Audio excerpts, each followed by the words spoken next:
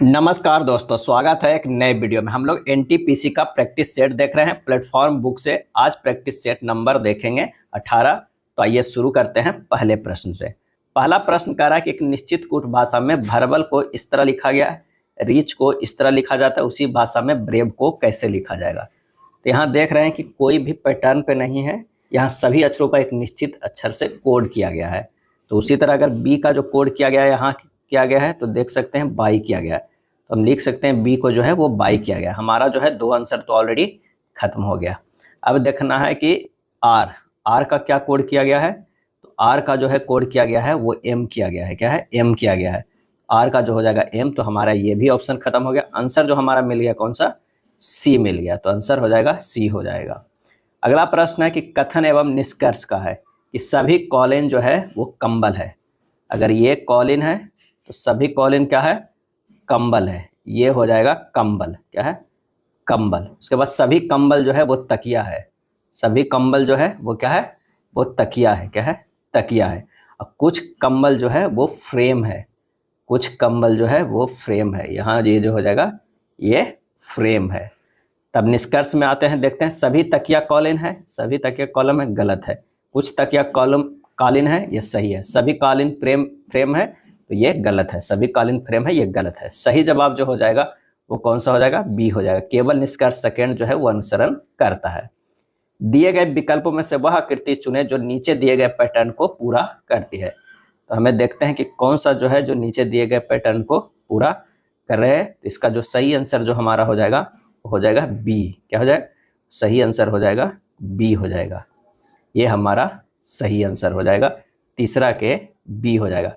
अब देख सकते हैं यहाँ पर कौन सा है, तो ये हो जाएगा, इससे यहाँ आ जाएंगे और ये हो जाएगा यहाँ पे। क्या है? ये यहाँ और ये यहाँ, तो हमारा जो हो जाएगा बी आ जाएगा।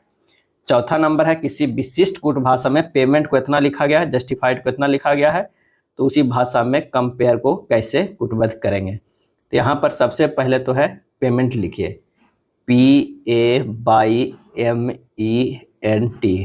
अब पेमेंट को क्या करना है, यहाँ पर लिखा गया 6 और 10 है।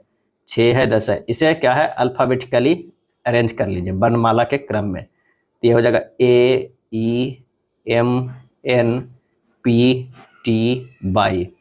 अब इसका जो है स्थानीय मान को क्या क्या होता है? 1 होता है, 5 होता है, 13 होता है, ये 14 है, ये 16 है, ये 20 है और ये 25 है। लेकिन हमारे पास आ कितना रहा है? आ रहा है 6 है, 10 है, 18 है, उसके बाद 14 है, 11 है, 15 है, 20 है, इस तरह। तो आप यहाँ से देख रहे हैं कि कुछ तो पैटर्न मिल रहा है। एक में अगर +5 जोड़ रहे हैं तो 6 हो रहा है, 5 में 5 जोड़ रहे हैं तो 10 होगा, 13 में +5 जोड़ रहे हैं तो 18 है, इसमें अगर 0 जोड़ते हैं तो 14 है, इसमें जो है -5 करते हैं तो 11 है, 20 में से -5 करते हैं तो 15 है, और 22 में से जो 25 है -5 करेंगे तो बी हो जाएगा।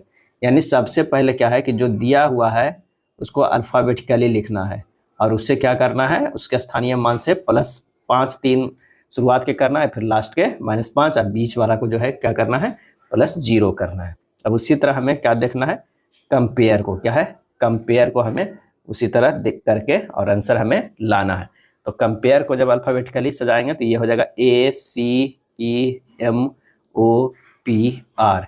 इसका स्थानीय मान की बात करें तो 1 3 5, M का 13, O का 15, P का 16 और R का होता है 18।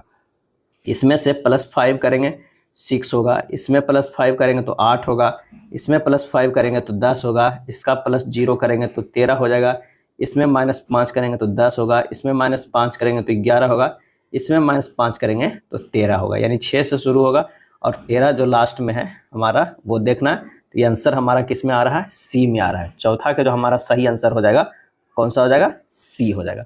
काफ़ी अच्छा प्रश्न है और आजकल जो है इस तरह के पैटर्न पूछा जा रहा है। और ये सब प्रश्न जो होता है रीजनिंग का सबसे हार्ड वाले प्रश्न होते हैं, क्योंकि सबसे पहले इसे क्या है अल्फ़ाबेटिकली अरेंज करना है, उस पर उसके नंबर में भी निगेटिव और पॉजिटिव करना है, +5 और -5, तब हमारा कोड मिलेगा। अगला है नीचे 4 संख्या युग्म दिए गए जिनमें से 3 किसी तरह एक समान है और एक असंगत है। तो आइए देखते हैं, यहाँ पर 25 और 631 है। अगर 25 को स्क्वायर कर देंगे तो 625 आ जाएगा, लेकिन 31 दिया हुआ है यानी +6 इसमें करना होगा, यानी 631 हो जाएगा। चलिए 21 की अगर हम स्क्वायर करते हैं तो कितना हो जाता है 441, इसमें 6 करेंगे 447 आ रहा है। 30 और 908 के करते हैं तो ये हो जाएगा 30 के 900 हो जाएगा, अब +6 करेंगे तो 906 आ रहा है। यहाँ पर यह सही नहीं आ रहा है तो हमारा सी आंसर हो जाएगा। लेकिन 22 का भी चेक कर लेते हैं, 22 का स्क्वायर करेंगे तो 484 +6 हो जाएगा 490, यानी हमारा ये सही है। आंसर जो हमारा आ गया वो सी हो गया। क्या है आंसर हमारा, कौन सा हो गया, सी हो गया। अगला प्रश्न जो है वो ब्लड रिलेशन का। आइए इसे सोल्व करते हैं। एक परिवार में 2 युगल है। क्या है, एक परिवार में 2 युगल है। कोमली के 2 बच्चे हैं। कोई अगर मान लिया कि कोमली है, अगर मान लिया कि यहाँ पर कोमली है, इनके क्या है 2 बच्चे हैं, एक तो कोई होंगे और एक और बच्चे होंगे। चलिए उसके बाद करें कि मधुरमा और ओम प्रकाश, मधुरमा जो है ओम प्रकाश की पत्नी है। मधुरिमा जो है वो किसकी पत्नी है, ओम प्रकाश की, ओम प्रकाश की। यानी हमारे यहाँ एक जोड़ा तो मिल गए हैं। पत्नी है जो कि मणि का भाई है, यानी ओम प्रकाश जो है वो क्या है, वो मणि का भाई है। ये जो हो जाएगा ये भाई है किसका, तो मणि का। क्या है, मणि का।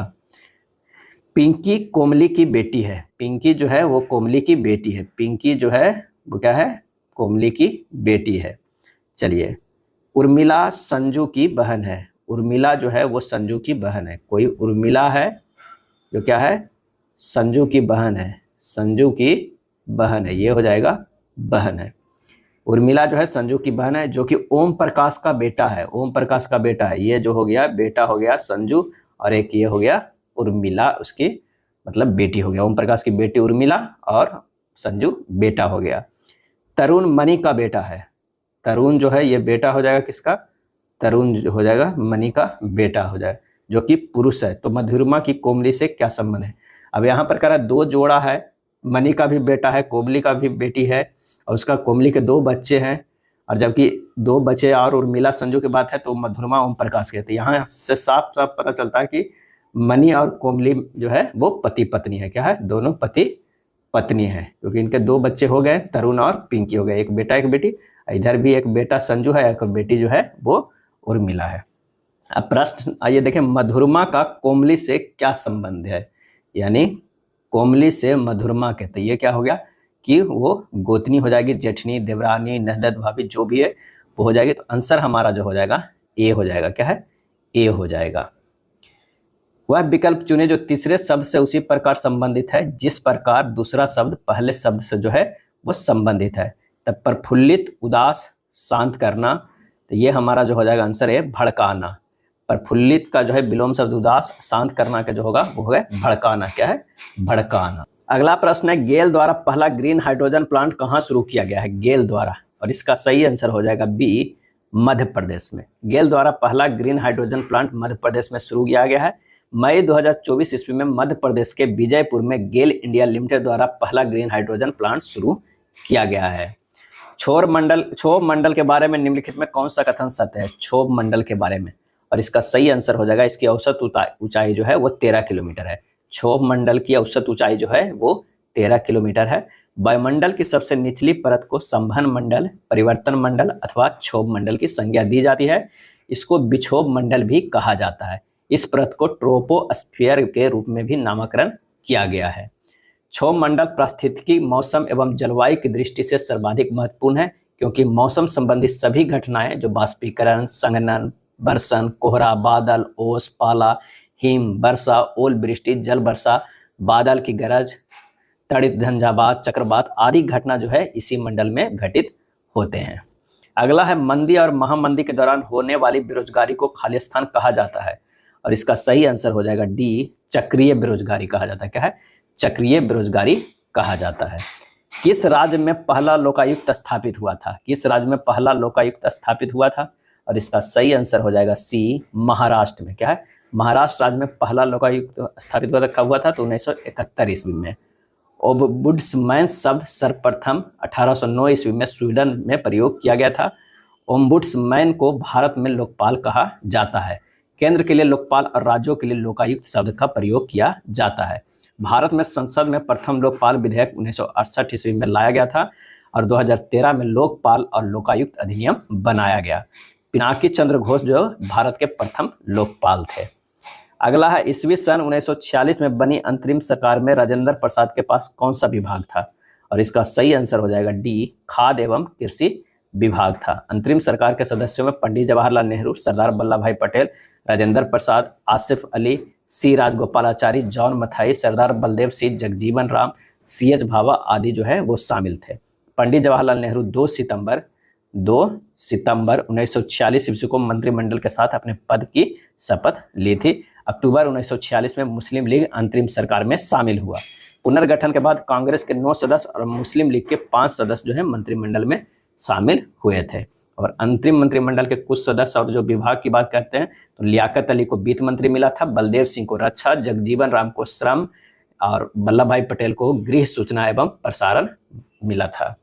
निम्नलिखित में से कौन सा एक भारत के राष्ट्रपति का संवैधानिक विशेषाधिकार नहीं है? आंसर हो जाएगा ए, पुनर्विचार के लिए एक वित्तीय विधेयक की वापसी। पुनर्विचार के लिए एक वित्तीय विधेयक की वापस भारत के राष्ट्रपति का संवैधानिक विशेषाधिकार नहीं है। धन विधेयक राष्ट्रपति को पूर्वानुमति से ही संसद में प्रस्तुत किया जा सकता है। अनुच्छेद 109 में धन विधेयक की प्रक्रिया का जो है वो वर्णन है। अगला है, टिप्पू सुल्तान वर्ष खालिस्तान में मैसूर का शासक बना और इसका सही आंसर हो जाएगा डी, 1782 ईस्वी में बना। वह हैदर अली का पुत्र था जिसे मैसूर टाइगर के रूप में भी जाना जाता है। वह उच्च शिक्षित थे तथा अरबी, फारसी, कन्नड़ और उर्दू भाषा में पारंगत थे। टिप्पू ने अपने पिता हैदर अली की तरह एक कुशल सैन्य बल के उत्थान एवं रख रखाव पर अधिक ध्यान केंद्रित किया। टिप्पू अंग्रेज के कट्टर शत्रु एवं एक महान कूटनीतिज्ञ थे जिसने वर्ष 1997 में जैकोबियन क्लब की स्थापना के लिए श्रीरंगपट्टनम में फ्रांसीसी सैनिकों का समर्थन दिया था। 1792 में श्रीरंगपट्टनम की संधि टिप्पू सुल्तान अंग्रेजों के बीच हुआ था, लेकिन 17 अप्रैल 1799 को चतुर्थ आंग्ला मैसूर युद्ध शुरू हुआ और 4 मई 1799 को टिप्पू सुल्तान युद्ध करते हुए मारे गए। टिप्पू को पहले ब्रिटिश जनरल स्टुअर्ट ने पराजित किया एवं फिर जनरल हैरिस ने। टिप्पू को पहले ब्रिटिश जनरल स्टुअर्ट ने पराजित किया और फिर जनरल हैरिस ने। अगला है, 2 वस्तुएं का मूल्य क्रमशः 3:2 के अनुपात में है। पहली वस्तु का मूल्य में 40% बढ़ाया जाता है और दूसरी वस्तु के मूल्य में 1% घटाया जाता है। यदि दोनों वस्तुओं के मूल्यों का नया अनुपात क्रमशः 7:3 है तो x का जो है वो मान क्या हो जाएगा?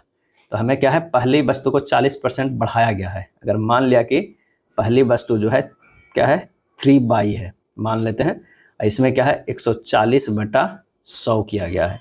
अब बटा दूसरी वस्तु क्या था, अरे 2/, है उसमें से 1% घटाया गया, यानी ये हो जाएगा 100 माइनस x बटा कितना हो जाएगा 100 बराबर आया कितना 7/3 आया। बस इसे हमें हल करना है।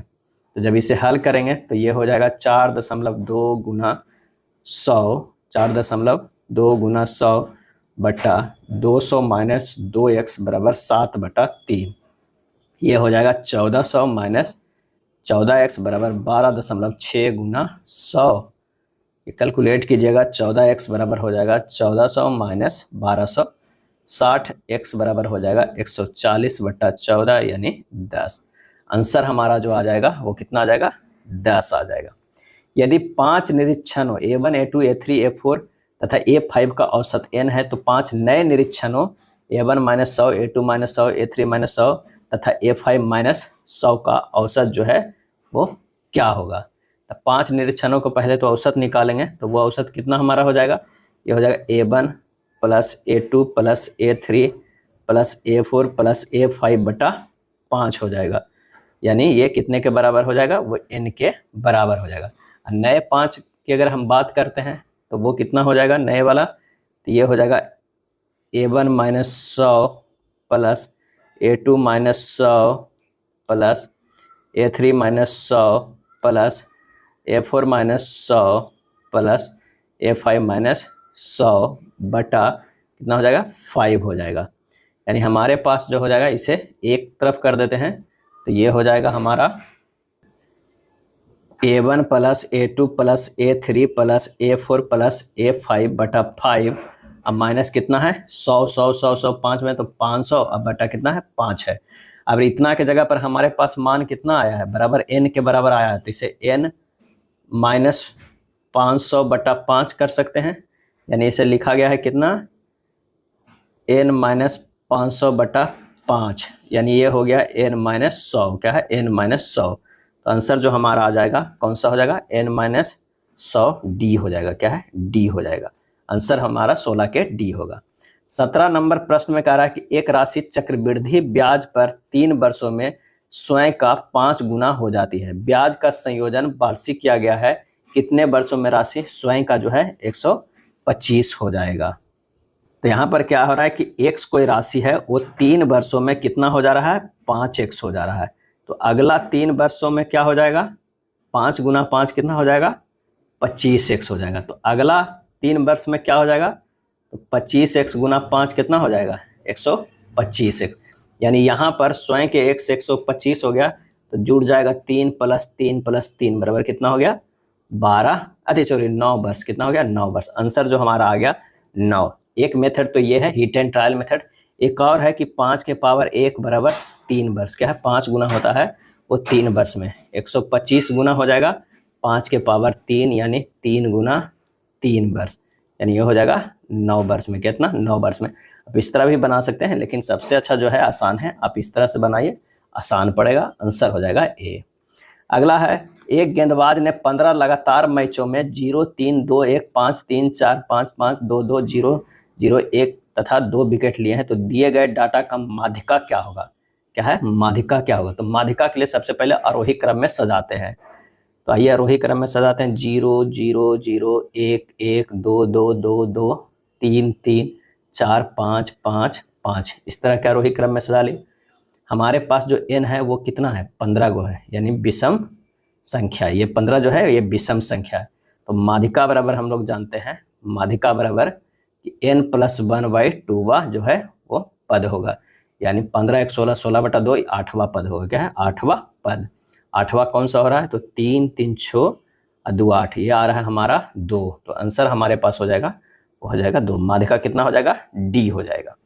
नीचे दिए गए आंकड़ा उन व्यक्तियों की संख्या को दर्शाता है जिन्होंने एक निश्चित राशि की बचत की है।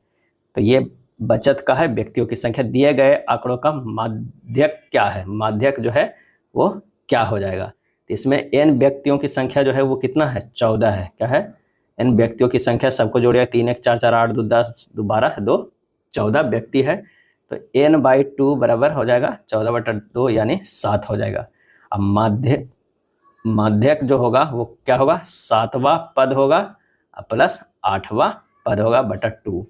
7वां जो अगर की बात किया जाता है तो ये 20 है, प्लस 8वां भी 20 बटा 2 हो जाएगा, यानी आंसर हमारा जो हो जाएगा वो 20 हो जाएगा। क्या हो जाएगा, 20। तो आंसर कितना आ जाएगा, वो डी हो जाएगा। क्या है, डी हो जाएगा। यहाँ 7वां पद इस तरह होगा कि 1 + 3 कितना हुआ, 4, 4 जो होगा 8, 7 और 8 जो है इसी में है। क्या है, इसी में। तो इसीलिए ये 20 को लिया गया। माध्य बराबर 7वां पद और 8वां पद लेना है। तो ये हमारा जो हो जाएगा, ये क्या होगा, 2 से भागा दे दीजिए, 20 + 20/2 20 हो जाएगा। एक शंकु की ऊंचाई 24 सेंटीमीटर है और इसके आधार की त्रिज्या 10 सेंटीमीटर। यदि रंगाई की दर 28 रुपये पर वर्ग सेंटीमीटर है, तब शंकु की बाह्य रूप से रंगने की लागत क्या होगी। तो यानी शंकु को हमें क्या करना होगा, पहले वक्र पृष्ठ का क्षेत्रफल निकालना होगा। वक्र पृष्ठ का क्षेत्रफल, तो वक्र पृष्ठ का क्षेत्रफल बराबर जो होता है वो πr/l होता है। पाई तो 22/7 है, r दिया हुआ है 10 है, लेकिन l हमारे पास नहीं दिया हुआ है। जबकि ऊंचाई जो है वो 24 सेंटीमीटर दिया हुआ है और कितना दिया हुआ है, त्रिज्या जो दिया हुआ है 10 सेंटीमीटर। तो ये हमारा जो है l जो है निकल जाएगा। l बराबर होता है √24² प्लस 10 के स्क्वायर, ये हो जाएगा 26 सेंटीमीटर हो जाएगा। क्या है, 26 सेंटीमीटर। तो बस इसे 10 से क्या कर दीजिए, गुना कर दीजिए। अरे सॉरी, 10 से करें, ये 26 जो है ऊंचाई कितना है, तो 26 से गुना कर दीजिए। आंसर हो जाएगा कितना, 22/7 गुना 10 गुना 26। ये तो वक्र पृष्ठ का क्षेत्रफल है। रंगाई का भी 28 से साथ में गुना कर देते हैं, तो ये हो जाएगा 22,880 रुपया। 22,880 रुपया आंसर हमारा डी हो जाएगा। सबको गुना करेंगे तो 22,880 रुपया आ जाएगा। 22/7 गुना 10 गुना 26 गुना 28। अगला है, एक व्यंजक दिया हुआ है, उसका मान निकालना है। यहाँ पर जो दिया है 11/4 - 2/3 का 9/8 प्लस 11 प्लस करते भागा क्या है, 11 है। अब यहाँ 11/4 तो लिख दीजिए और यहाँ पर माइनस में 2/3 का 3 जो है ये गुना में हो जाता है, तो 3 3 कट जाएगा, ये 4 यानी 3/4 आ जाएगा। अब ये हो जाएगा कितना, ये हो जाएगा भागा कितना है 11 है, क्या है 11 है। अब ये 11/4 अब माइनस 3/4 और इसे जब करेंगे 11 से भागा देंगे, यहाँ पर भागा नहीं होगा, अगर भागा होगा तो हमारा जो है वो आंसर इससे मैच नहीं करेगा, यहाँ पर जो होगा वो प्लस होगा, क्या है प्लस होगा। अगर यहाँ करते हैं तो ये हो जाएगा प्लस, अगर इस पर करते हैं तो 11/4 माइनस 3/4 अब प्लस 11 हो जाएगा। यहाँ 4 कॉमन ले लीजिए, 11 माइनस 3 अब प्लस 11 चौक 44, क्या है 44। 11 55 में से 3 चला गया, कितना हो गया 52, 52/4 हो गया, ये 2 हो गया, ये 26 हो गया और ये 13 हो गया। यानी हमारा जो आंसर आ रहा है 13 है। 11 का जो आंसर आ जाएगा, अच्छा सॉरी 21 नंबर का जो आंसर कितना आ जा रहा है 13, आंसर हो जा रहा है ए। अगला प्रश्न है कि एक लंब वृत्तीय शंकु का आयतन उस लंब वृत्तीय बेलन के बराबर है जिसकी ऊंचाई 48 सेंटीमीटर है तथा उसके आधार का व्यास 20 सेंटीमीटर है। यदि शंकु की ऊंचाई 16 सेंटीमीटर है तो उसके आधार का व्यास क्या होगा। तो शंकु का आयतन बराबर हो जाएगा किसका, बेलन का आयतन, क्या है बेलन का आयतन हो जाएगा। यानी ये हो जाएगा 1/3 पाई r स्क्वायर h बराबर पाई r स्क्वायर h। मान रख दीजिए 1/3 इंटू r स्क्वायर इंटू 16, क्या है 16 बराबर होगा 10 गुना 10 गुना 48। r स्क्वायर बराबर हो जाएगा 4800 गुना 3 अब बटा क्या हो जाएगा 16 हो जाएगा। तो r बराबर होगा √900 बराबर 30 सेंटीमीटर होगा, क्या है 30 सेंटीमीटर।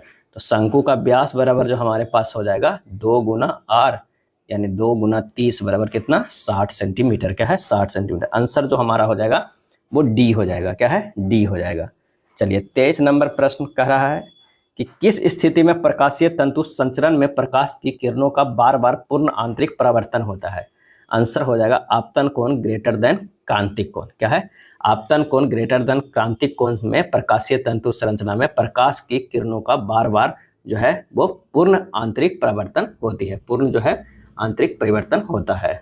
निम्न में से कौन एक थर्मोप्लास्टिक बहुलक है, कौन एक थर्मोप्लास्टिक बहुलक है, और इसका सही आंसर हो जाएगा डी सभी थर्मोप्लास्टिक है। नायलॉन पॉलीथीन और टेफ्लॉन जो है वो सभी थर्मोप्लास्टिक है। समान एवं शांत श्वसन को क्या कहा जाता है, समान एवं शांत श्वसन को, और इसका आंसर हो जाएगा बी यूपनिया कहा जाता है। क्या कहा जाता है यूपनिया कहा जाता है। यूपनिया मनुष्यों सहित सभी स्तनधारियों में प्राकृतिक श्वास है। प्लोपनिया तेजी से सांस लेने की स्थिति है, प्लोपनिया जो है तेजी से सांस लेने की स्थिति है। और स्लीप एकेप्निया से पीड़ित व्यक्ति की सांस कुछ देर के लिए रुक जाती है, क्या है रुक जाती है। अगला प्रश्न है गणितीय चिन्हों का वही संयोजन चुने जिसे क्रमिक रूप से स्टार चिन्हों के स्थान पर रखने पर समीकरण संतुलित हो जाएगा।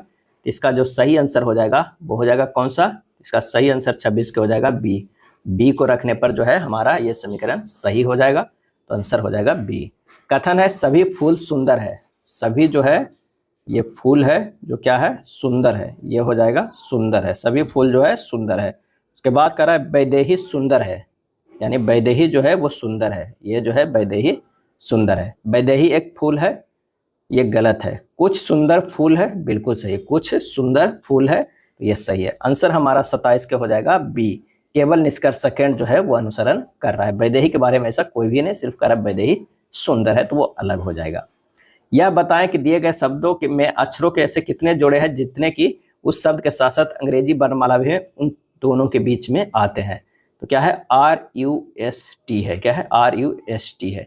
अब इससे काउंट करेंगे तो RS नहीं हो रहा है, T भी नहीं आ रहा है, U से करेंगे तो नहीं हो रहा है, S और T का जो है हमारा हो रहा है, क्या है T का हो रहा है। तो आंसर जो हमारा है 1 हो जा रहा है, क्या है 1, 28 के A हो जाएगा। चलिए भागना चलना, इसका आंसर जो हो जाएगा भारी वर्षा बूंदाबूंदी, क्या है भारी, भागना जो मतलब तेजी से है, चलना धीरे धीरे, भारी वर्षा मतलब बहुत वर्षा, बूंदाबूंदी मतलब छोटा सा। आंसर हमारा जो हो जाएगा ए हो जाएगा। जिस प्रकार भागने के लिए चलना पड़ता है उसी प्रकार भारी वर्षा में पहले बूंदाबूंदी होती है, ये भी कॉन्सेप्ट लगा सकते हैं, तो आंसर हो जाएगा ए। उस आकृति को चुने जो बाकी आकृति से अलग है, इसका सही आंसर जो हो जाएगा वो बी हो जाएगा, क्या है बी हो जाएगा। बी में 5 क्षैतिज रेखा है, क्या है 5 क्षैतिज रेखा है और 4 जो है ऊर्ध्वाधर रेखा है, जबकि अन्य सभी विकल्पों में 4 क्षैतिज रेखा है और 5 ऊर्ध्वाधर रेखा है। तो आंसर जो हमारा हो जाएगा कौन सा हो जाएगा, बी हो जाएगा। आप देख लीजिएगा यहाँ पर ये जो है ये 5 जो है ये इस तरह है और यहाँ जो 4 है वो इस तरह है। क्या है, 4 जो है वो इस तरह है, ये और ये। अब बाकी सब में आप देखिएगा यहाँ पर 1 है, 2 है, 3 है, 4 है और ये 5 है, तो अंतर यही हमारा आता है, तो आंसर हो जाएगा बी। निम्नलिखित में कौन सा बेन आरेख राजस्थान, भारत और एशिया के बीच संबंध को अच्छे से दर्शाता है, तो ये हो जाएगा एशिया, इसी के अंदर जो आ जाएगा क्या है, भारत, और इसी के अंदर जो आ जाएगा कौन सा, राजस्थान। क्या है, राजस्थान। तो आंसर हमारा हो जाएगा 31 के बी हो जाएगा। उस आकृति का चयन करें जो शेष से अलग है। 32 नंबर का जो हो जाएगा डी हो जाएगा। डी को छोड़कर अन्य सभी आकृतियों में एक आकृति दूसरे का जल प्रतिबिंब है, जबकि विकल्प डी में दर्पण जो है प्रतिबिंब है। भारत की नई औद्योगिक नीति 1991 में आधारित है और इसका आधारित है, तो आंसर हो जाएगा डी, सभी पर, उदारीकरण पर भी, वैश्वीकरण पर भी और निजीकरण पर भी, ये तीनों पर है। वर्ष 1990 के आर्थिक संकट का सामना करने के लिए भारत सरकार ने एक नई आर्थिक सुधार कार्यक्रम आरंभ किया, जिसे नई आर्थिक नीति का नाम से जाना जाता है। 24 जुलाई 1991 को वित्त मंत्री डॉक्टर मनमोहन सिंह द्वारा घोषित की गई इस नई औद्योगिक नीति ने देश में बृहत आर्थिक सुधारों की एक प्रक्रिया की शुरुआत की। नीति आयोग द्वारा विकसित geo portal greening and restoration of wastelands with agro forest का उद्देश्य क्या है, और इसका सही आंसर हो जाएगा बी, कृषि वानिकी हस्तक्षेपों के लिए उपयुक्त क्षेत्रों की पहचान करना है। भारत के पहले ग्राफीन केंद्र की शुरुआत कहाँ की गई है, ग्राफीन केंद्र की शुरुआत कहाँ की गई है, और इसका सही आंसर हो जाएगा ए, केरल में की गई है। क्या है, केरल में की गई है। भारत के पहले ग्राफीन केंद्र ग्राफीन सेंटर इंडिया इनोवेशन को केरल के कोच्चि के मेकर्स गांव में शुरुआत की गई है और भारत का पहला डिजिटल यूनिवर्सिटी केरल में ही स्थित है। कश्मीर का अकबर के नाम से प्रसिद्ध सुल्तान था, और इसका सही आंसर हो जाएगा डी, सुल्तान जैनुल आबदीन। क्या है, सुल्तान जैनुल आबदीन। जैनुल आबदीन ने महाभारत और राजतरंगिणी को फारसी में अनुवाद कराया था। नेक्स्ट है, अष्टप्रधान का गठन किसने किया था, अष्टप्रधान का आंसर हो जाएगा डी, शिवाजी। अष्टप्रधान का गठन जो किया था शिवाजी ने किया था। अब पेशवा अष्टप्रधान में प्रमुख था। राजा के बाद का स्थान पेशवा का होता था। अष्टप्रधान की भूमिका सलाहकार की होती थी और छत्रपति अष्टप्रधान की सलाह को मानने के लिए जो है वो बाध्य नहीं थे। अगला है, हरेली, कजरी और मड़ई त्योहारों का संबंध किस राज्य से, हरेली, कजरी और मड़ई। आंसर हो जाएगा ऑप्शन बी, छत्तीसगढ़ से। क्या है, छत्तीसगढ़ से। भारतीय संविधान की प्रस्तावना की कितनी बार संशोधित किया गया है, प्रस्तावना को तो अभी तक एक बार किया गया है, 39 का हो जाएगा ए। कब किया गया है, तो ये 42वां संविधान संशोधन। क्या है, 42वां संविधान संशोधन जो किया गया था 1976 के द्वारा इसे संशोधित किया गया था। और इस संशोधन द्वारा प्रस्तावना में समाजवाद, धर्मनिरपेक्ष और अखंडता शब्द को जो है वो जोड़ा गया था। यदि 6 लगातार सम संख्याओं का औसत 11 है तो इनमें से सबसे छोटी संख्या जो है वो क्या हो जाएगा, तो लगातार मतलब x, x+2, x+4 इस तरह का है जो है, x+10 तक है। और सबको अगर हम जोड़ेंगे x+2 प्लस x+4 इस तरह का जोड़ेंगे x+10 तक, तो ये 6 लगातार है, इक्वल टू जो हो रहा है 11 आ रहा है। औसत क्या है, 11, इतना बटा 6 बराबर 11। जब जोड़ेंगे सबको तो 6x आएगा प्लस 30, ये 6 इधर जाएगा तो ये हो जाएगा 66 हो जाएगा। x बराबर जो हो जाएगा 36/6 बराबर 6 आंसर आएगा। क्या है, तो सबसे छोटी संख्या क्या है, 6 से शुरू होगा और जाएगा कितना, 16 तक जाएगा। नेक्स्ट है, एक 420 मीटर लंबी रेलगाड़ी जो है वो क्या है, 120 किलोमीटर पर घंटा की गति से चल रही है। एक 580 मीटर लंबे प्लेटफॉर्म को पार करने में वह कितना समय लगेगा, तो 580 तो प्लेटफॉर्म का है, एक ट्रेन की भी लंबाई जो है इसमें जुड़ जाएगा, तो ये हो जाएगा 1000। क्या है, 1000 मीटर, और 120 किलोमीटर पर घंटे की गति से चल रहा है, तो हमारे पास जो है समय लगेगा कितना, 1000 और बटा क्या हो जाएगा 120, जबकि इसे करना है 5/18 से मीटर पर सेकंड में बदल जाते हैं, क्योंकि 1000 ये मीटर में डालें तो ये हो जाएगा 5/18 से इसे क्या करना होगा, बदलना होगा किलोमीटर को 5/18 से। तो हमारे पास जो हो जाएगा कैलकुलेशन में, तो ये हो जाएगा 1000 और गुना 18 ऊपर चल जाएगा, 12×5 = 60, 600 हो जाएगा, 2 शून्य से 2 शून्य कट जाएगा, ये हो जाएगा 3 दूनी और ये 5 दूनी और ये छोटिया 18, 6×5 = 30 सेकेंड। आंसर जो हमारा हो जाएगा 41 के सी हो जाएगा। क्या है, सी हो जाएगा। समांतर चतुर्भुज की आधार उसकी ऊंचाई से दुगना है और इसका क्षेत्रफल 288 सेंटीमीटर स्क्वायर है। समांतर चतुर्भुज का आधार है कह रहा है समांतर चतुर्भुज की आधार उसकी ऊंचाई से दुगुना है और इसका क्षेत्रफल 288 सेंटीमीटर स्क्वायर है। तो समांतर चतुर्भुज का आधार है, तो माना की ऊंचाई h है, तो क्षेत्रफल बराबर जो हो जाएगा आधार गुना ऊंचाई। क्या है? आधार गुना ऊंचाई, यानी 288 बराबर 2h गुना h स्क्वायर बराबर हो जाएगा 144। तो h बराबर जो आ जाएगा 12। क्या है? 12। तो यहाँ जो हो जाएगा h बराबर 12, तो आधार बराबर कितना हो जाएगा? आधार बराबर 2h यानी 2 गुना 12 बराबर 24 सेंटीमीटर। क्या है? 24 सेंटीमीटर। आंसर जो हो जाएगा वो ए हो जाएगा। चलिए 43 नंबर प्रश्न पे आते हैं। 100 वस्तुओं का माध्य 30 पाया गया है।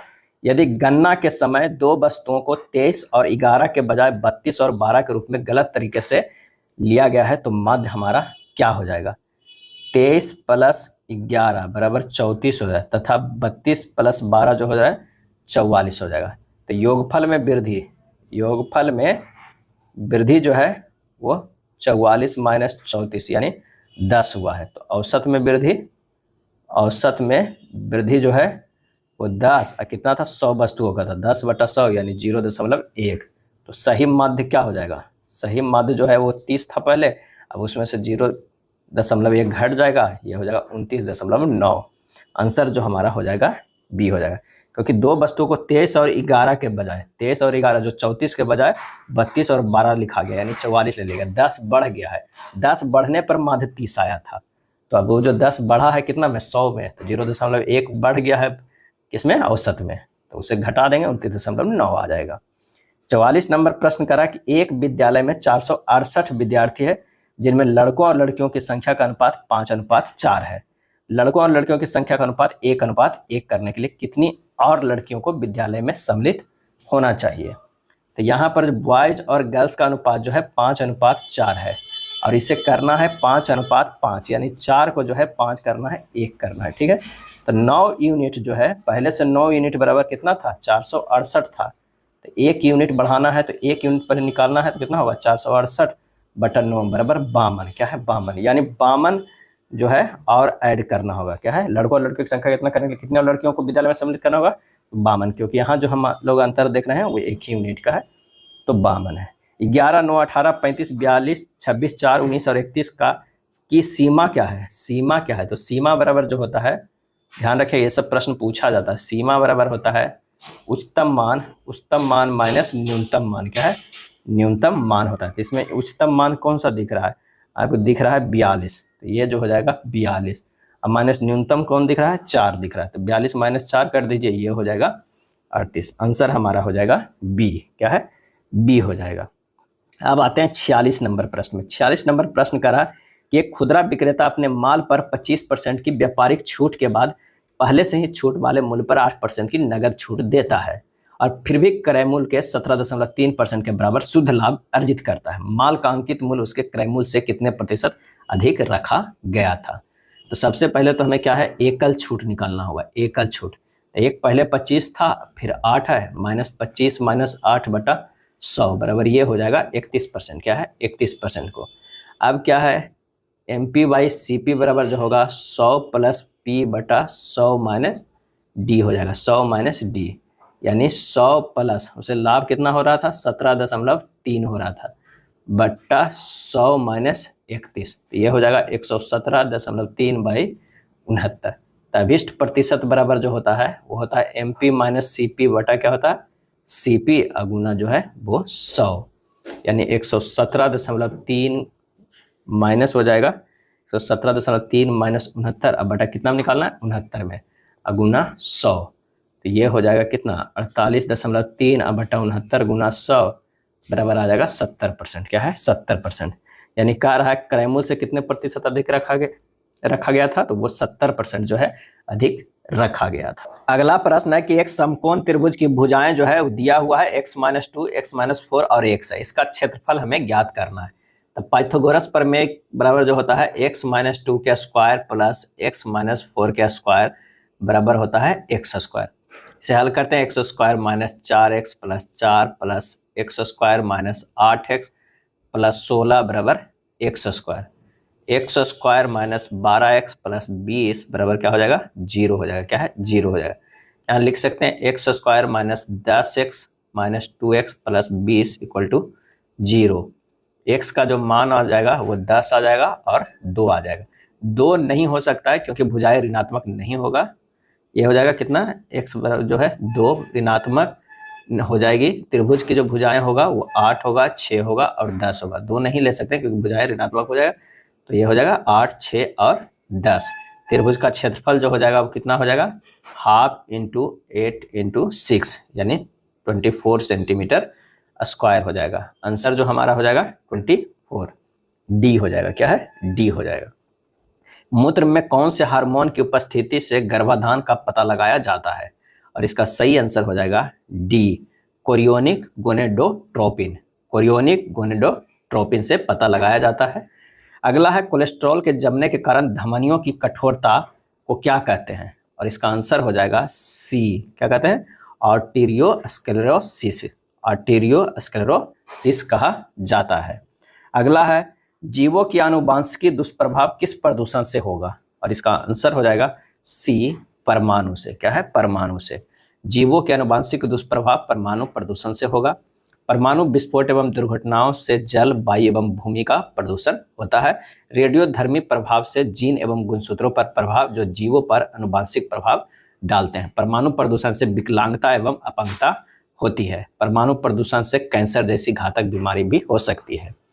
अगला प्रश्न कह रहा है, ब्लड रिलेशन का है कि M N की बहन है, R M की भांजी है तथा T R की माँ है। N का T से क्या संबंध है, यानी कह रहा है कि M जो है वो बहन है किसकी, तो वो है N की, N की बहन है। उसके बाद कह रहा है R M की भांजी है। R जो है वो किसकी है, M की भांजी है, यानी M की ये हो जाएगी भांजी है। उसके बाद कहा जा रहा है कि R M की भांजी है तथा T R की माँ है। T जो है वो R की माँ है। T जो है R की माँ है। T जो है R की माँ है। N का T से क्या संबंध है, N का T से क्या संबंध है, तो ये हो सकता है भाई हो सकता है या बहन हो सकता है। क्या है, बहन हो सकता है, क्योंकि यहाँ पर देखिए M जो है R की भांजी है। तो आंसर जो हमारा है A हो जाएगा। क्या है, A हो जाएगा, क्योंकि यहाँ पर जो है वो लिंग स्पष्ट नहीं हो रहा है कि भाई है या बहन है, लेकिन ये भाई या बहन होगा। 1 फरवरी 2000 से लेकर 31 मार्च 2000 2 दिन मिलाकर एक कितने दिन होंगे, 1 फरवरी से लेकर 31 मार्च तक के। तो यानी 1 फरवरी से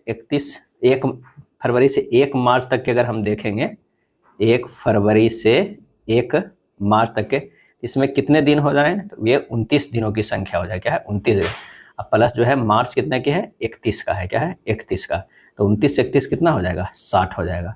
और 29 इसलिए लिए हैं कि 2000 जो है वो लीप ईयर है। क्या है, लीप ईयर है, यानी अधिवर्ष है। अगला प्रश्न है कि एक श्रेणी दी गई है जिसमें एक शब्द अनुपस्थित है। दिए गए विकल्पों में से सही विकल्प चुनें जो उस श्रृंखला को पूरा करे।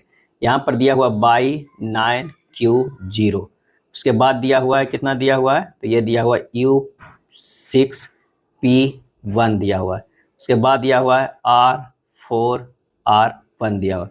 उसके बाद दिया हुआ है P 3 O 2 दिया हुआ है। अब देखना है कि ये किस पैटर्न पे है, तो इसके आगे वाला पैटर्न कैसे होगा। तो यहाँ देखिए 22 से U गया है, 22 से जो है U गया है -4 किया गया है, और U से R किया गया है -3 किया गया है, R से P गया है -2 किया गया है। तो ये क्या किया जाएगा, -1 करेंगे तो हमारे पास जो होगा P से -1 करेंगे तो O होगा। क्या है, O हो गया। चलिए दूसरे पैटर्न देखते हैं। 9 से 6 गया है -3, 6 से 4 गया है -2, 4 से 3 गया है -1, और 3 से -0 जाएगा, कितना हो जाएगा, 3 हो जाएगा। 0 3 हो जाएगा हमारा, 2 तो मिल गया। चलिए तीसरा देखते हैं किस तरह है। Q से P गया है, Q से जो है वो P गया है, तो हमारा क्या हुआ, -1 है। P से R है, P से R जो है +2 चला गया है। यहाँ से देखिए -2 -1 से +2 हो गया है। अगला है R से O है, -3 चला गया है। अगला क्या होगा, +4 होगा। क्यों होगा कि 1 2 3 4 तो ऐसे ही चल रहा है, लेकिन एक बार माइनस में, एक बार प्लस में, एक बार माइनस में, एक बार प्लस में, तो अगला जो होगा +4 होगा। तो ये हमारा जो आ जाएगा S आ जाएगा, यानी इसी से जो है हमारा आंसर मिल जा रहा है, B है। चलिए अगले प्रश्न पे चलते हैं। 6 व्यक्तियों प्रेम, अमित, राम, श्याम, तरुण और उमा ने एक ही वर्ष अलग अलग महीनों यथा जनवरी, फरवरी, मार्च, जुलाई, सितंबर और दिसंबर में यात्राएं की। प्रेम ने सितंबर में यात्रा की, प्रेम जो है वो सितंबर में यात्रा की। तो सबसे पहले जो है वो क्या है, मंथ का नाम लिख लिए, ये होगा जनवरी, फरवरी, मार्च, जुलाई, सितंबर और एक है दिसंबर। प्रेम जो है वो कब किया, तो वो किया सितंबर में। क्या है, सितंबर। प्रेम ने सितंबर में यात्रा की। प्रेम और उमा के बीच केवल एक व्यक्ति ने यात्रा की। प्रेम और उमा के बीच केवल एक व्यक्ति, इधर तो नहीं हो सकता लेकिन इधर हो सकता है, तो यहाँ पर जो है उमा हो जाएगी। उमा यात्रा की मार्च में, इसमें एक व्यक्ति है। तरुण और अमित के बीच किसी ने भी यात्रा नहीं की। तरुण और अमित का, तरुण और अमित का, तो ये जो दोनों हैं, तरुण हो जाएगा और ये हो जाएगा अमित हो जाएगा। इधर उधर भी हो सकता है लेकिन आगे से पता चल जाएगा कि किधर उन्होंने नहीं किया। अमित ने अपनी यात्रा तरुण के बाद की, तो यानी अमित जो है तरुण के बाद की, यानी तरुण जनवरी में किया, अमित फरवरी में यात्रा की। अमित और राम के बीच दो से अधिक व्यक्तियों ने यात्रा की। अमित और राम के बीच, अमित और राम के बीच दो से अधिक व्यक्ति, तो दो से अधिक तो जुलाई में तो हो नहीं सकता है, दिसंबर में हो सकता है कि राम किया, तो बच गया एक जो है वो जुलाई में कौन किया, तो वो किया श्याम। क्या किया, श्याम। तो इसमें से किसने जुलाई में यात्रा की, तो श्याम ने। क्या है, श्याम ने। आंसर हमारा हो जाएगा डी हो जाएगा। 55 नंबर प्रश्न है, कथन करा कि यदि के देश के भेड़ों को उसके पड़ोसी देश क्यू की भेड़ों के साथ वर्ण संकरित यानी क्रॉस ब्रीड किया जाता है तो उत्पादित ऊन की गुणवत्ता दोनों में से किसी भी देश की शुद्ध नस्ल की भेड़ों की तुलना में ज्यादा बेहतर होगी। दी गई जानकारी के आधार पर निम्नलिखित में कौन सा निष्कर्ष निकाला जा सकता है। पहला, भेड़ की किन्हीं दो नस्लों को सफलतापूर्वक एक दूसरे के साथ संकरित ब्रीड किया जा रहा है। दूसरा, जब वर्ण संकरित भेड़ों का ऊन बाजार में सस्ती कीमतों पर आसानी से उपलब्ध हो जाएगा तो इन दोनों में से किसी भी देश की शुद्ध नस्ल की भेड़ से उत्पादित ऊन की मांग कम हो सकती है। और इसका आंसर जो हो जाएगा, दी गई जानकारी से केवल दो जो है निष्कर्ष निकाला जा सकता है। आंसर जो हमारा हो जाएगा वो बी हो जाएगा। क्या है, बी होगा। कथन है कि जान से मारने की धमकी मिलने के बाद एक प्रतिष्ठित व्यक्ति ने आत्मरक्षा के लिए बंदूक के लाइसेंस के लिए आवेदन किया। तर्क, हाल ही में एक लोकप्रिय गायक की मौत की धमकी भरा पत्र मिलने के एक हफ्ते बाद उसकी गोली मारकर हत्या कर दी गई। मशहूर हस्तियों को अपनी शक्ति का दुरुपयोग करने के लिए जाना जाता है और कईयों को लुप्तप्राय जानवरों की गलत तरीके से हत्या करने के लिए दोषी ठहराया गया है। और इसका आंसर जो हो जाएगा वो सी हो जाएगा। तर्क सेकेंड कथन का समर्थन नहीं करता जबकि तर्क वन कथन का समर्थन कर रहा है, क्योंकि मौत की धमकी भरा पत्र मिलने के एक हफ्ते बाद उसकी गोली मारकर हत्या कर दी और जान से मारने की धमकी मिलने के बाद प्रतिष्ठित व्यक्ति ने आत्मरक्षा के लिए बंदूक की लाइसेंस के आवेदन किया। तो यहाँ पर जो हो सकता है वो सी जो है, कथन जो है वन जो है समर्थन करता है। पहले तर्क से घटना का उल्लेख किया गया है जिसके आधार पर प्रतिष्ठित व्यक्ति द्वारा उठाया गया कदम जो आत्मरक्षा के लिए है वो सही है। यह पूरी तरह से तर्क एक कथन का समर्थन करेगा। अगला है, दिए गए प्रश्न पर विचार करें और निर्णय लें कि प्रश्न का उत्तर देने के लिए निम्न में से कौन सा कथन पर्याप्त है। यदि प्रत्येक गेंद का वजन समान हो तो 10 लोहे की गेंदों का वजन कितना है। प्रत्येक बॉल की 1/4 वजन 5 किलोग्राम है। 3 लोहे की बॉल का कुल वजन 2 लोहे की बॉल के कुल वजन से 20 किलोग्राम अधिक है। इसका सही आंसर जो हो जाएगा ए। या तो कथन एक पर्याप्त है या दो, दोनों में से कोई होगा तब। अगर एक बॉल का वजन कितना होगा तो 5 गुना 4 हो जाएगा, क्योंकि 5 किलोग्राम है 1/4 का, तो 4 तो 20 केजी, 20 केजी हो जाएगा, तो 10 बॉल का हो जाएगा। 10 गुना 20 बराबर 200 केजी। दूसरे से भी निकल जाएगा कि 3 बॉल का वजन माइनस 2 बॉल का वजन बराबर 20 केजी, तो भी निकल जाएगा। आंसर हो जाएगा ए हो जाएगा। अगला प्रश्न है कि निम्नलिखित में कौन युग्म सही सुमेलित नहीं है। सही सुमेलित नहीं है, जॉन रस्किन का जो बुक है अनटू दिस लास्ट, ये सही है। जियोबन्नी सर्टोरी डेमोक्रेटिक थ्योरी है, सही है। पॉमर एंड परकिंस इंटरनेशनल रिलेशंस, ये भी सही है। Jawaharlal Nehru wheel of history, ये गलत है। क्या है, ये हमारा आंसर जो हो जाएगा डी हो जाएगा। व्हील ऑफ हिस्ट्री नामक पुस्तक के लेखक राम मनोहर लोहिया थे। जवाहरलाल नेहरू द्वारा हिंदुस्तान की कहानी, भारत की खोज, विश्व इतिहास की झलकियां आदि पुस्तकों की रचना की है। अगला है, विश्व प्रेस स्वतंत्रता सूचकांक 2024 में भारत किस स्थान पर रहा। और इसका सही आंसर जो हो जाएगा ऑप्शन बी 159वें स्थान पे। किसने, 159वें स्थान पे। और यह सूचकांक जारी करता है रिपोर्टर्स विदाउट बॉर्डर्स द्वारा। 3 मई को विश्व प्रेस स्वतंत्रता दिवस जो है वो मनाया जाता है। फिलिस्तीन में कौन संगीत वाद्य यंत्र कंजीरा के वादन के लिए प्रसिद्ध है। निम्नलिखित में से कौन संगीत वाद्य यंत्र कंजीरा के वादन के लिए प्रसिद्ध है। और इसका सही आंसर हो जाएगा बी पुदुकोट्टई दक्षिणामूर्ति पिल्लई। पुदुकोट्टई दक्षिणामूर्ति पिल्लई संगीत वाद्य यंत्र कंजीरा वादन के लिए प्रसिद्ध है। कंजीरा यानी खुंजारी के रूप में जाना जाने वाला फ्रेम ड्रम का दम है जो दक्षिण भारत में हुआ है और यह एक परिवार से संबंधित है। अगला है, प्रार्थना समाज, यंग इंडिया, लोक हितवादी, सत्यशोधक समाज, रहनुमाई मतदान सभा के लिए निम्न विकल्पों में से सही संयोजन को पहचानिए। आंसर जो हो जाएगा आत्माराम पांडुरंग, मोहनदास करमचंद गांधी, गोपाल हरि देशमुख, ज्योतिबा फुले और नौरोजी फुरदोन जी। सही आंसर हो जाएगा बी हो जाएगा, क्योंकि प्रार्थना समाज के आत्माराम पांडुरंग ने किए थे, यंग इंडिया को मोहनदास करमचंद गांधी, लोक हितवादी गोपाल हरि देशमुख, सत्यशोधक समाज ज्योतिबा फुले और रहनुमाई मजदान जो है वो है नौरोजी फुरदोन जी। निम्नलिखित में से किस राज्य की सरकार ने आदिवासी गांवों को मुख्य सड़कों से जोड़ने के लिए भगवान बिरसा मुंडा जोड़ रास्ते योजना शुरू की है? और इसका सही आंसर हो जाएगा सी, महाराष्ट्र। क्या है? महाराष्ट्र। महाराष्ट्र राज्य की सरकार ने 18 अगस्त 2023 को भगवान बिरसा मुंडा सड़क योजना का कार्यान्वयन की घोषणा की है। इस योजना का उद्देश्य राज्य के 17 जिलों के आदिवासी क्षेत्रों में सड़क कनेक्टिविटी बढ़ाना है। अगला है, भारत में श्वेत क्रांति के जनक कौन माने जाते हैं? और इसका सही आंसर हो जाएगा सी, वर्गीज कुरियन। क्या है? वर्गीज कुरियन। वर्गीज कुरियन भारत में एक सामाजिक उद्यमी थे। डॉक्टर वर्गीज कुरियन के अरबों लीटर विचार ऑपरेशन फ्लड ने डेयरी फार्मिंग को भारत का सबसे बड़ा आत्मनिर्भर उद्योग और सभी ग्रामीणों का आय का 1/3 प्रदान करने वाला सबसे बड़ा ग्रामीण रोजगार क्षेत्र बना दिया। अगला है, चाय की पत्तियों के इलाज के लिए क्या प्रयोग किया जाता है? इसका सही आंसर हो जाएगा ऑप्शन सी, जीवाणु। चाय की पत्तियों को संसाधित करने के लिए जीवाणु बैक्टीरिया की क्रियाओं का प्रयोग किया जाता है। यह अनिवार्य रूप से एक ऑक्सीकरण शुष्क किण्वन प्रक्रिया है। इसके दौरान पानी के अवशोषण बंद हो जाता है और रंग जो है वो समाप्त हो जाता है। भारत में प्रमुख चाय उत्पादक राज्य है असम, पश्चिम बंगाल, तमिलनाडु और केरल है। अगला है, किसी कार्य को करने में सी ए से दुगना कार्य कुशल है, जबकि बी उसी कार्य को करने में सी से 3 गुना अधिक समय लेता है। ए अकेले उस कार्य को 10 दिन में पूरा कर लेता है। यदि वे जोड़ो जैसे ए बी, बी सी और सी ए में कार्य करते हैं, जिनमें से पहले दिन ए बी, दूसरे दिन बी सी और तीसरे दिन सी ए कार्य करते हैं, तो इस चक्र को कार्य पूरा होने तक जारी रखा जाता है। इस प्रकार कार्य पूरा होने में कितने दिन लगेंगे? तो सबसे पहले ए और सी का जो हमें क्षमता निकालना है, तो 1:2 होगा। क्षमता जो होगा 1:2। अब सी को कार्य करने में लगा समय जो है हाफ दिन। क्या है? हाफ दिन।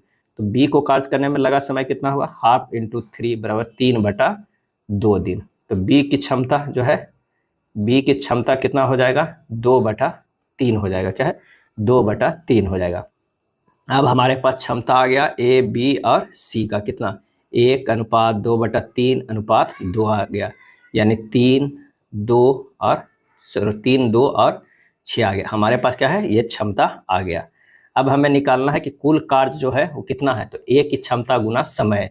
ए की क्षमता कितना है? तो ए की क्षमता जो है 3 है और समय कितना लगाता है? 10 दिन, यानी 30 जो है यूनिट टोटल जो हमारे पास कार्य है, ये जो है वो कुल कार्य है। अब कह रहा है ए और बी का कार्य करने में लगेगा कितना? ए प्लस बी करेगा तो ये हो जाएगा कितना?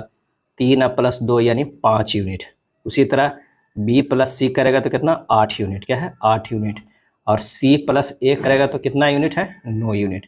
क्या है? 9 यूनिट। अब ये 5 यूनिट, 8 यूनिट और 9 यूनिट टोटल तो है कितना? 30 यूनिट तो है ही, और उसमें से कितना? 8 × 5 = 13 और 13 और 9 कितना हो गया? 13 9 हो गया 22 यूनिट काम जो है हमारा हो गया।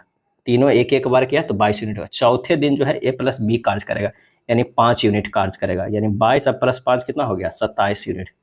यानी चौथे दिन जो हो गया ए प्लस बी का कार्य हो गया। अब 5वें दिन जो है वो कौन करेगा? 5वें दिन जो है वो करेगा बी प्लस सी, और बच रहा है कितना?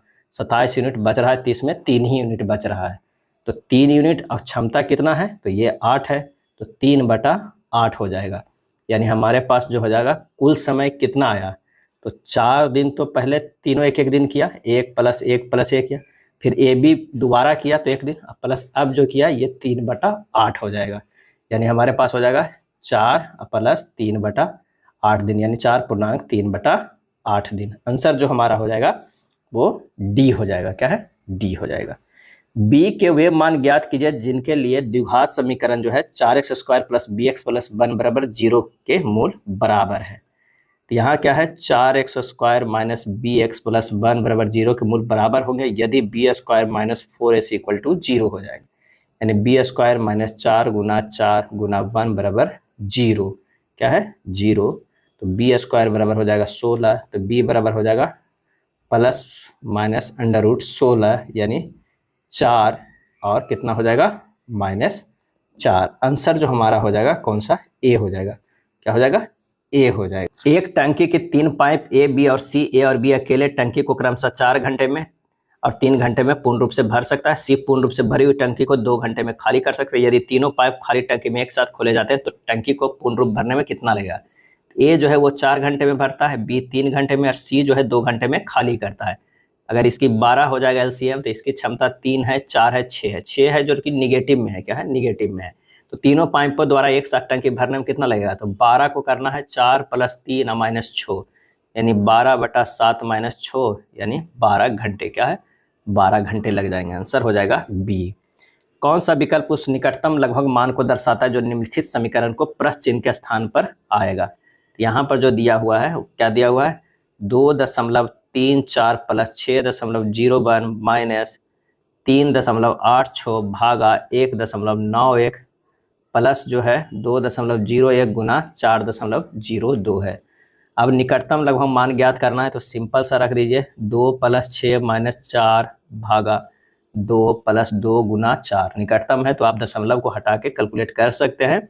ये हो जाएगा 2 + 6 - 2 + 2 गुना 4 यानी ये हो जाएगा कितना, 16 - 2 = 14। आंसर जो हमारा आ जाएगा वो डी हो जाएगा।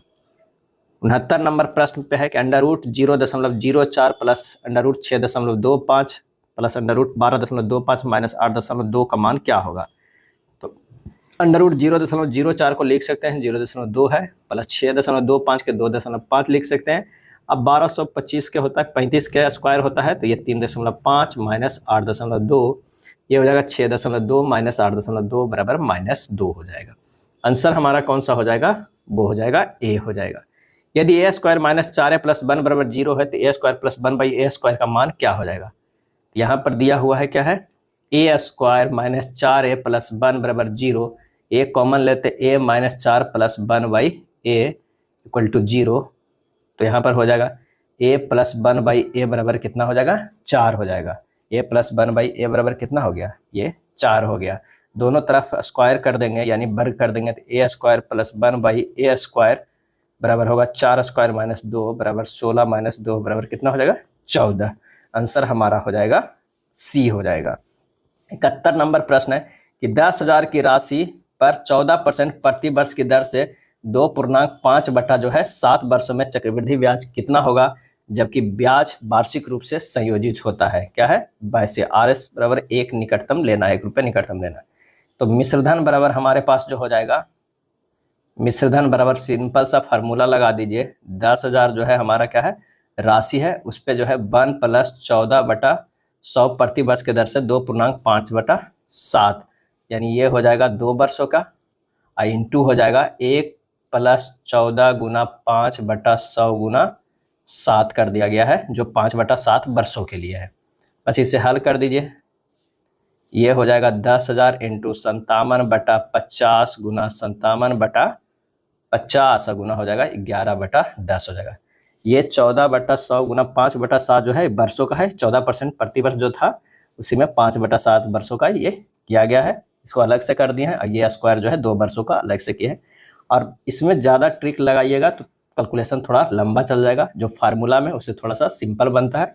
ये हो जाएगा 2 गुना 57 गुना 57 और गुना 11 बटा क्या हो जाएगा 5 यानी हो जाएगा 71,478/5 यानी हो जाएगा 14,295.5। अब निकाल क्या है, वार्षिक ब्याज रूप से सही हो जाता है, ब्याज निकालना है। तो ब्याज बराबर जो हमारे पास हो जाएगा 1429.5 से 10,000 हमें घटा देना है। ये हमारा आ जाएगा कितना, 4295.6 यानी 4296। कौन सा आंसर हो जाएगा, आंसर हो जाएगा ऑप्शन सी। क्या है, ऑप्शन सी हो जाएगा। नेक्स्ट है चतुर्भुज जो है ABCD के अंतर्गत एक वृत्त है जो भुजाएं AB, BC, CD और AD को क्रमशः P, Q, R और S बिंदुओं को स्पर्श करता है। यदि BP बराबर 4 सेंटीमीटर, SD बराबर 6 सेंटीमीटर और BC बराबर 7 सेंटीमीटर तो DC की जो लंबाई होगा वो होगा। प्रश्नानुसार यहाँ फिगर ड्रा कर दिया गया है। PB बराबर जो हो जाएगा BQ बराबर हो जाएगा कितना, 4 सेंटीमीटर। QC बराबर हो जाएगा BC माइनस BQ बराबर कितना हो जाएगा, 7 - 4 बराबर 3 सेंटीमीटर। तो SD बराबर हो जाएगा DR बराबर कितना हो जाएगा, 6 सेंटीमीटर। तथा QC बराबर हो जाएगा, QC बराबर कितना हो जाएगा, RC बराबर 3 सेंटीमीटर हो जाएगा। तो DC बराबर DR प्लस RC बराबर होगा 6 प्लस 3 बराबर क्या होगा, 9 सेंटीमीटर। आंसर जो हमारा हो जाएगा वो B हो जाएगा। अगला प्रश्न है कि निम्न में से कौन स्वपोषी होता है, और इसका सही आंसर हो जाएगा B, शैवाल। क्या है, शैवाल जो है स्वपोषी होता है। शैवाल पर्णहरित युक्त पौधे हैं। इनके थैलस में वास्तविक जड़ें, तना तथा पत्तियां आदि नहीं होती है, अतः इन्हें थैलोफाइट वर्ग के अंतर्गत रखा जाता है। पाश्चुरीकरण द्वारा दूध का क्या नष्ट हो जाता है, और इसका सही आंसर हो जाएगा डी, पैथोजेनिक जीवाणु। क्या है, पैथोजेनिक जीवाणु। पाश्चुरीकरण की प्रक्रिया दूध को जो है वो 62 डिग्री सेंटीग्रेड तक 30 मिनट तक गर्म करके धीरे धीरे ठंडा करते हैं, या 72 डिग्री सेंटीग्रेड तक 15 सेकेंड तक गर्म करके तुरंत जो है वो ठंडा किया जाता है। आईपी के बिंदुदार दशमलव प्रारूप में हर सेट को क्या कहा जाता है, और इसका आंसर हो जाएगा बी, ऑक्टेट। क्या कहा जाता है, ऑक्टेट कहा जाता है। एक आईपी एड्रेस में जो है कितना बीट होते हैं, तो 64 बीट होते हैं। क्या है, 64 बीट होते हैं। चलिए सवाल है, क्या सभी प्राकृतिक संख्याएं पूर्णांक होती है, और ये है 0 सहित सभी प्राकृतिक संख्याएं पूर्णांक कहलाती है। पूर्णांक प्राकृतिक संख्याओं से अलग होती है। सवाल का जवाब देने के लिए केवल कौन पर्याप्त है ये हमें बताना है। इसका आंसर जो हो जाएगा ए, अकेले 1 पर्याप्त है, जबकि अकेले 2 पर्याप्त नहीं है। तो आंसर हमारा 76 के 1 हो जाएगा। एक निश्चित कूट भाषा में मेडिकल को इस तरह लिखा जाता है, उसी कूट भाषा में पुलिस को कैसे लिखा जाएगा। तो सबसे पहले लिखते हैं MEDICL, मेडिकल को MEIDCAL है। यहाँ देख रहे हैं M से M किया गया है, E से E किया गया है, लेकिन D को यहाँ किया गया है, I को यहाँ किया गया, C को यहाँ, A को यहाँ और L को यहाँ किया गया, यानी बीच वाले को सिर्फ तिरछे तिरछे कर दिया गया है। तो पुलिस को अगर हम देखते हैं, पुलिस को यहाँ पर हो जाएगा क्या, तो P को P लिखेंगे, O को 1 लिखेंगे, यहाँ पर I लिख देंगे, L यहाँ लिख देंगे, यहाँ C रहने देंगे, यहाँ E रहने देंगे। आंसर हमारा हो जाएगा C हो जाएगा। क्या है, C। अगला प्रश्न है, यदि उत्तर पूर्व पश्चिम हो जाता है और दक्षिण पूर्व दक्षिण हो जाता है तो पश्चिम क्या होगा। काफ़ी अच्छा प्रश्न है, देखने में लग रहा है काफ़ी इजी है, लेकिन ये प्रश्न थोड़ा सा जो है कॉन्सेप्चुअल है। कह रहा है कि उत्तर पूर्व पश्चिम हो जा रहा है, तो इधर लिख दीजिए उत्तर पूर्व। क्या है, उत्तर पूर्व। अगर ये उत्तर पूर्व है तो या तो इधर जो होगा ये पूरब होगा, या इधर जो होगा ये पूरब होगा। मैंने अगर उधर पूरब है तो ये इधर उत्तर हो जाएगा, लेकिन अगर इधर पूरब हो जाएगा तो उधर क्या हो जाएगा, उत्तर हो जाएगा। इसे मान लीजिए उत्तर मान लीजिए, और इधर मान लीजिए पूरब, तो ये उत्तर पूरब हो गया। अब पूरब के अपोजिट क्या होता है, पश्चिम होता है। क्या होता है, पश्चिम होता है। और उत्तर के अपोजिट क्या होता है, उत्तर के अपोजिट जो होता है दक्षिण होता है। क्या है, दक्षिण होता है। और उत्तर पूरब के अपोजिट जो होता है वो क्या होता है, दक्षिण पश्चिम होता है। क्या है, दक्षिण पश्चिम होता है, दक्षिण पश्चिम। तो इससे प्रश्न में क्या होता है, दक्षिण पूरब दक्षिण हो जाता है। अगर मान लिया कि पहले अगर था क्या था, ये दक्षिण पश्चिम था, जो ये अभी दक्षिण हो जा रहा है ना, ये यहाँ पर, तो ये दक्षिण हो जाता है, तो पश्चिम क्या होगा, तो पश्चिम हमारा जो है ये है वो किधर हो रहा है, इधर। तो ये उत्तर और पूरब, उत्तर और पूरब, यानी आंसर जो हमारा हो जाएगा 78 के ए हो जाएगा।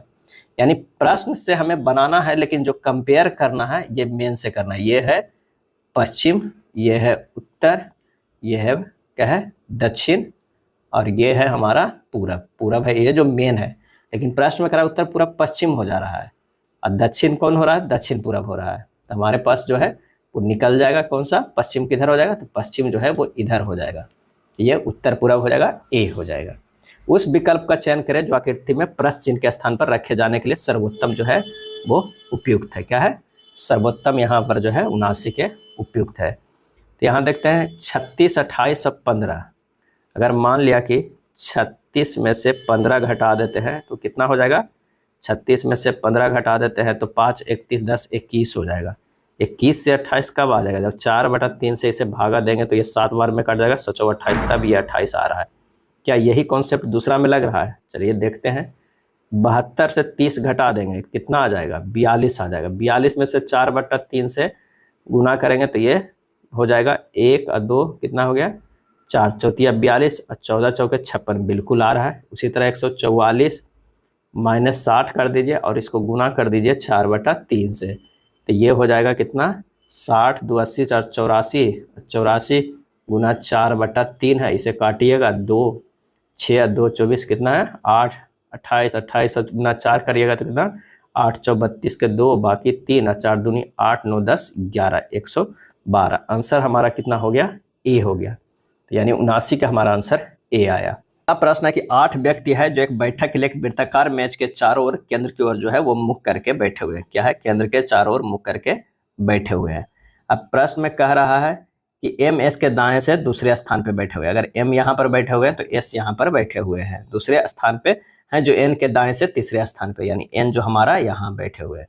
उसके बाद कह रहा है कि पी आर के बाएं से दूसरे स्थान पे है। बाएं से दूसरे स्थान पर है जो एस और एम के बीच में बैठे हुए हैं। एस और एम के बीच में जो कौन बैठे हुए? आर है। और क्या है? आर के बाएं से दूसरे स्थान पे 1 और 2, तो यहाँ पर जो हो जाएगा वो पी हो जाएगा। अब है क्यू, ओ जो है एन या क्यू का पड़ोसी नहीं है। ओ जो है एन या क्यू का पड़ोसी नहीं है, तो हमारा ओ कहाँ बैठेगा? तो ओ जो बैठेगा यहाँ पर बैठेगा। तो यहाँ पर कौन बैठेगा? टी है। क्या है? टी बैठेगा। और यहाँ पर जो बैठ जाएगा वो क्या है? क्यू बैठेगा। यानी हमारा जो है बनकर आ गया 8।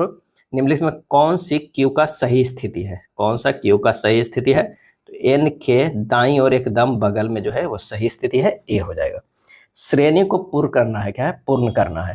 तो ए से जो है वो डी गया है +3 है, डी से एच गया है +4 है, एच से एम गया है +5 है, और एम से एस गया है +6 है। क्या है? +6 है।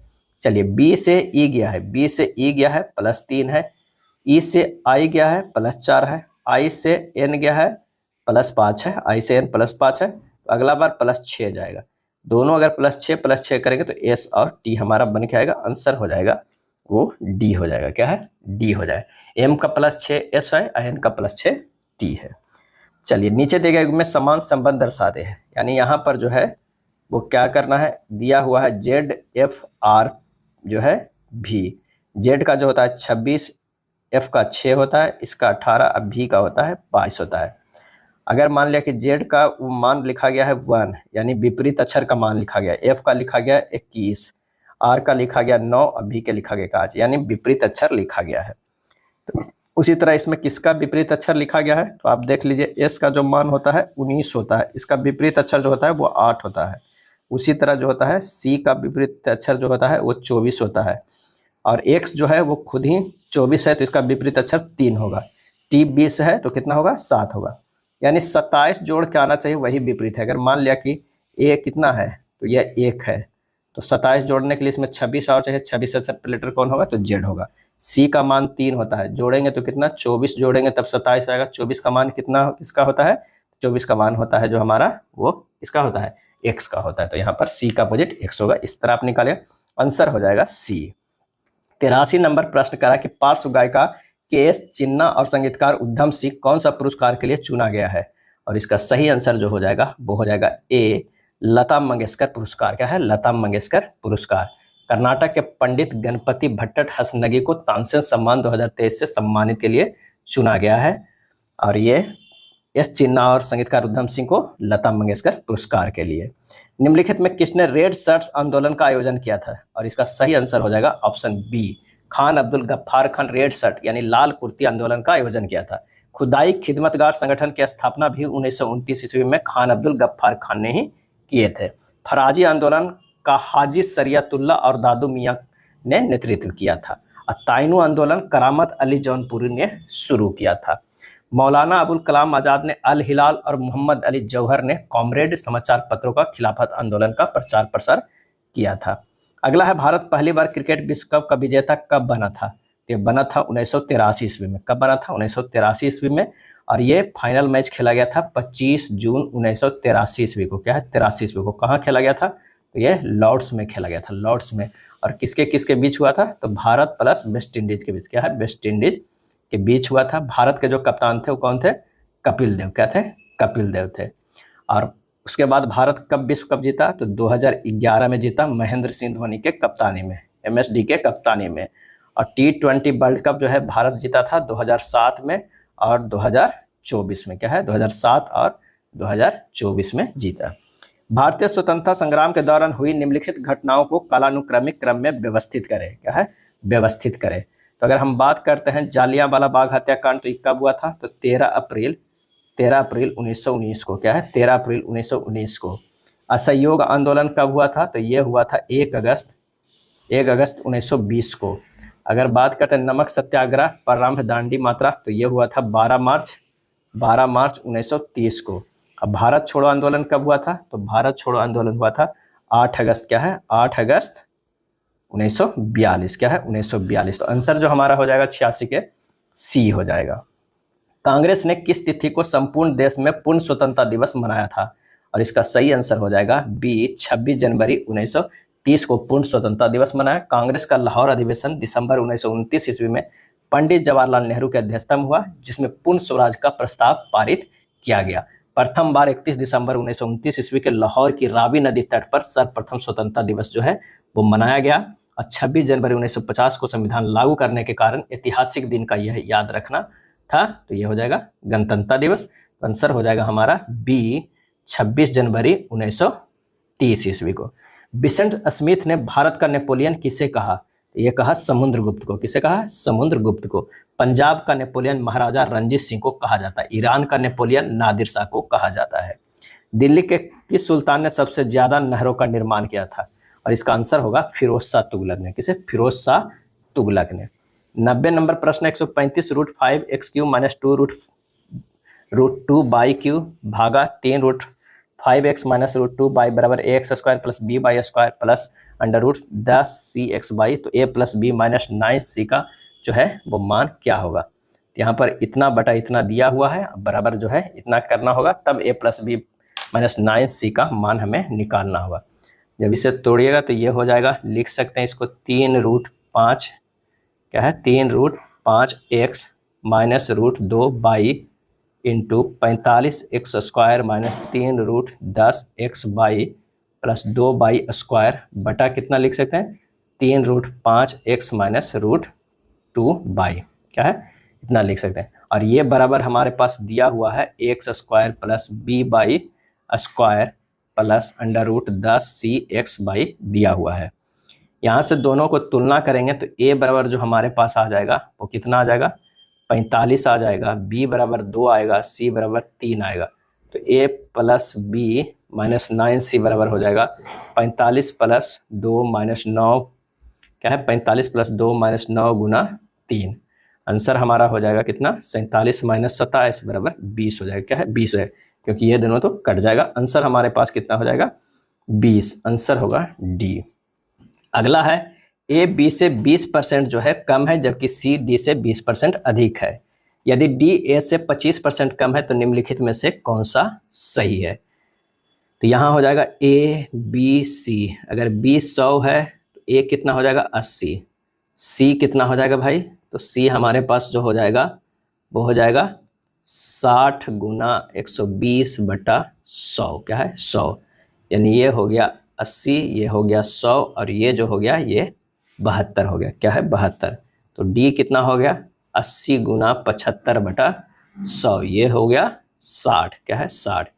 अब सी बटा बी बराबर हो जाएगा 72/100, यानी 0.72। तो सी बराबर 0.72 बी हो जाएगा। आंसर हमारा कौन सा हो गया? ए हो गया, क्या है, ए हो गया। अगला है यदि tan थीटा बराबर 3/4 दिया हुआ है तो 4 sin थीटा - cos थीटा बटा 4 sin theta plus cos theta का मान निकालना है। तो सिंपल सा है, cos थीटा से यहाँ जो है वो भाग दे देंगे, तो हमारे पास जो निकल के आ जाएगा वो क्या आ जाएगा? ये ऊपर 4 बचेगा इंटू tan थीटा। तो tan थीटा का मान रख दीजिए 3/4 - 1/4 गुना 3/4 प्लस 1 हो जाएगा 2/4 बराबर 1/2। इसलिए कहें कि 4 sin थीटा बटा cos theta minus cos theta बटा 4 sin थीटा बटा cos theta plus cos theta बटा cos थीटा किया गया, क्योंकि cos थीटा कॉमन लेके करेंगे तो ये कट जाता, तो ये ऊपर नीचे से जो है भागा दे दिया है cos थीटा से, तो इसलिए ये आ गया tan थीटा और मान रख दिया। आंसर आ गया 1/2 ए हो गया। चलिए 93 नंबर प्रश्न कह रहा है कि तालिका में विभिन्न कॉलेज के विद्यार्थियों की संख्या का प्रतिशत और लड़कों एवं लड़कियों के अनुपात को दर्शाया गया है। विद्यार्थियों की कुल संख्या 1800 है, तो लड़के और लड़कियों की कुल संख्या के बीच का अंतर का प्रतिशत किस कॉलेज में जो है वो सबसे कम है?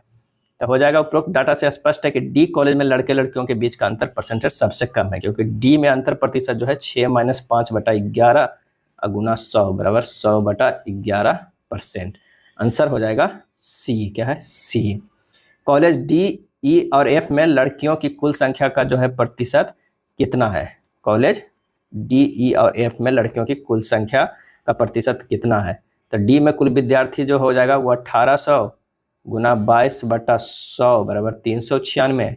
तो लड़कियों की संख्या जो आ जाएगा वो कितना आ जाएगा? 396 इंटू 5/11 बराबर 180 हो जाएगा। इसी तरह ये डी का निकला, इसी तरह ई के निकालेंगे तो 1800 गुना 10/100 क्या हो जाएगा? 180। और 180 का जो है वो 2 और 3 के रेशियो में है, तो लड़कियों की संख्या हो जाएगा कितना? 180 गुना 3/5 108। इसी तरह एफ का निकालेंगे तो 126 आ जाएगा लड़कियों की संख्या। तो परसेंटेज बराबर जो हो जाएगा 180 प्लस 108 प्लस 126 अब बटा कितना हो जाएगा? तो ये हो जाएगा 396 प्लस 180 प्लस जो हो जाएगा कितना? 288। क्या है? 288। अब निकल जाएगा कितना? 414/864 गुना 100 आ जाएगा 47.9%। क्या है? 47.9%। यहाँ जो है सबको निकालना होगा। डी का जो है टोटल कितना आ रहा है? पहले 396 में 180 लड़कियाँ, ई में जो है 180 में 108 लड़कियाँ, और एफ में जो है टोटल कितनी लड़कियों की विद्यार्थियों की संख्या था? तो 288 में 126 लड़कियों को। तो परसेंटेज हमारा निकल जाएगा, इतना गुना 100 करने पर ये निकल जा रहा है। आंसर हो जाएगा 47.9%। 95 नंबर प्रश्न कह रहा है कि तालिका 6 वर्ष के दौरान विभिन्न शोरूमों में बेची गई कारों की संख्या को दर्शाती है। प्रश्न जो है वो वर्ष 2014 और 16 में शोरूम बी द्वारा बेची गई कारों की संख्या तथा वर्ष 2015 और 16 में शोरूम सी द्वारा बेची गई कारों की संख्या का अनुपात हमें ज्ञात करना है। तो हमारे पास जो अभिष्ट अनुपात आ जाएगा वो हो जाएगा 480 प्लस 400 अब बटा 540 प्लस 430, ये हो जाएगा 880/970, ये हो जाएगा 88 क्या होगा? 97। क्योंकि यहाँ पर प्रश्न में आप देखिए कि कह रहा है कि 2014-2016 में बी के द्वारा, 2014 और 2016 में बी के द्वारा, तो 14 में कितना? एक 480 और एक कितना है? 400 है, तो 480 या 400 है। और उसके बाद कह रहा था कि 2015-16 में सी के द्वारा जो बेचा गया है 2015 और 2016 में, यही हमें किया गया, ये यहाँ पर रखा गया और ये यहाँ पर। आंसर हो जाएगा 88:97। 96 नंबर प्रश्न है कि यदि 5a-3b अनुपात 4a-2b बराबर 2:3 है तो a b का मान क्या होगा? 5a-3b बटा 4a-2b बराबर 2/3, 15a-9b बराबर 8a-4b, तो ए बी बटा होगा 5/7। आंसर हो जाएगा डी। 97 नंबर प्रश्न है कि त्रिज्या 30 सेंटीमीटर और ऊंचाई 42 सेंटीमीटर वाला कोई बेलनाकार बर्तन पानी से भरा है। यदि इसके पानी को 75 सेंटीमीटर लंबाई और 44 सेंटीमीटर चौड़ाई वाले आयताकार टब में उड़ेल दिया जाता है तो टब में पानी का स्तर सेंटीमीटर ऊंचाई तक उठ जाता है। यानी पानी की ऊंचाई अगर हमें निकालना है तो ये हो जाएगा बेलन का आयतन बटा टब के आधार का क्षेत्रफल। क्या है? टब के आधार का क्षेत्रफल, यानी 22/7 गुना 30 गुना 30 गुना 42 अब बटा हो जाएगा 75 गुना 44, यानी 36 सेंटीमीटर हो जाएगा। कितना हो जाएगा? 36 सेंटीमीटर। आंसर जो हो जाएगा बी हो जाएगा।